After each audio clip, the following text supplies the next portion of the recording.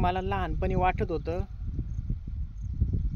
शाळामध्ये असताना की मोठ्यापणी होऊन नोकरीला लागन, आणि नोकरीला लागलो की आपल्याला डायरेक्ट 25,000 रुपये महिना रे. मग काय टेन्शनच नाही, गाडी घ्यायची, घोडी घ्यायची, काहीच विषय नाही. मग 25,000 महिना असल्यावर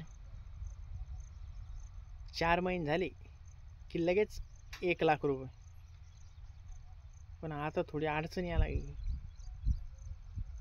आज पगार झाला की लगेच दुसऱ्या दिवशी संपून चालला. लय अवघड कामं वाटा लागले आता. 25,000 रुपये पण पुरा नाही आता. आधी वाटायचं 25,000 म्हणजे लगे लय मोठे असन, दमाने वाढन असन तसन. पण पेमेंट वाढून काय फायदा नाही ना आता. एवढी देईन म्हणल्यावर तवाच उडा लागले ना ते. याचा हप्ता आहे, दुधाचं हे, LICचे हप्ते हे, लाईट बिल हे, घराचं भाडं हे.